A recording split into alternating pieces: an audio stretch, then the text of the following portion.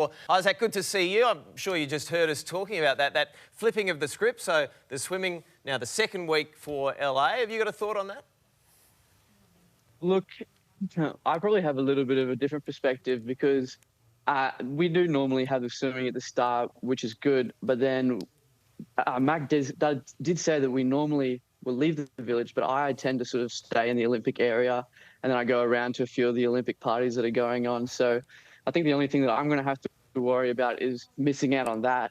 And I'm also going to have to be listening to the other guys having all their fun while we're going to have to still be focused on racing.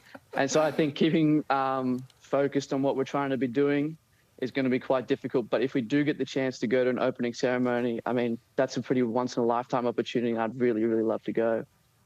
Isaac, you've got the world champs next week. You're the only Aussie going in defending a title. How are you feeling about having the target on your back and everything that comes with it? Look, I really don't feel like I have a target on my back at all. Personally, I just love swimming the 50 backstroke. It's one of the events that I think I was born to do. Last year, once I was able to win that title, it just felt like a dream come true. I remember just the wave of euphoria that came over me after I won, and it didn't really sink in the importance of what I'd really done until maybe 12 months after I got that gold medal. And so in the last 6 months since that moment, I've just been trying to mentally reset. I've been trying to think about what my cues were before I went into Doha. And I think one of my main cues that I was focusing on in Doha was just to swim like I did when I was a kid and just to enjoy racing. And it's going to be a very, very stacked field this year. And so I think if I can just go in there with an open mind and just have the exact same mentality and just go out there to want to race, then I think the potential there is for a great race. I don't have any expectations or pressure, but I'm just really, really looking forward to doing it. And I'm only going for the one event, the 50 backstroke. So I get to focus all of that energy into doing the best job that I can do. How is preparations, mate? Slightly unusual up there in Darwin. Is that because you were trying to sort of mirror the humidity and the heat of Singapore, which is only a few hours away? Yeah, exactly right. In Sunshine Coast, it's like 9 degrees at the moment. I jump into the pool and the pool will be freezing, and normally after about 20 minutes you start to warm up. But it wasn't really warming up too much, and as a sprinter now I'm not really doing as much distance in order to be able to warm up. So since coming up here to Darwin, it's been a beautiful 30 degrees. We've been out in the sun. It's been a great change of weather because I know I've been to Singapore before, and if once you walk outside, it's just a heat, a wave of humidity just goes over you. So I think everyone's getting well adjusted right now, and it was the perfect amount of time to come up adjusted for the climate.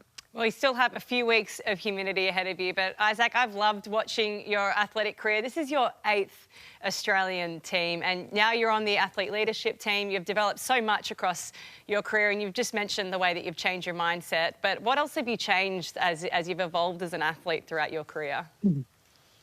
Oh, well, how long have you got? I think I can go on about that forever. You're right, this is my 8th team in a row. It was my dream to always make it onto the Australian swim team and to be able to represent the green and gold.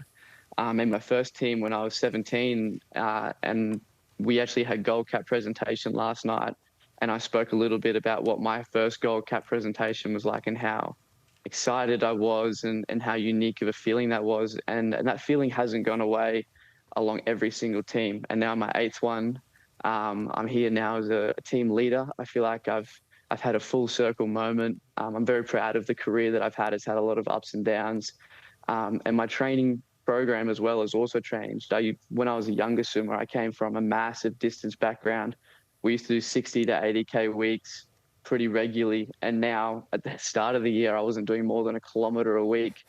So the evolution has definitely been going on. But I would still say that I'm not even at a halfway point in my career. So to see what else is going to come on my career, I don't know what it's going to be, but I'm excited to be a part of it. We're excited too, Isaac. Lastly, they've added the 50-metre backstroke to the Olympic program along with all the other form strokes. You said it's the best news you've ever heard. How has it changed the way you train? What are you seeing amongst the sprint specialists in swimming, and what's shifted? For me personally, definitely the best news I've ever heard. I think it solidifies a bit of it solidifies the longevity of my career, and I think it solidifies the longevity of a lot of athletes' careers. My training has personally gone from when I was training for the 100 backstroke in Tokyo, I was doing about 45 kilometers a week, maybe 3 medium gym sessions, and I was doing 0 resistance work. And now my sessions are very speed orientated. I've done some work where I've been trying to see how much weight I can pull in the pool as well. So we're sort of trying to incorporate gym into the pool with resistance. And my gym training has also gone up a lot. So now I'll do up to 5 heavy lifting sessions a week.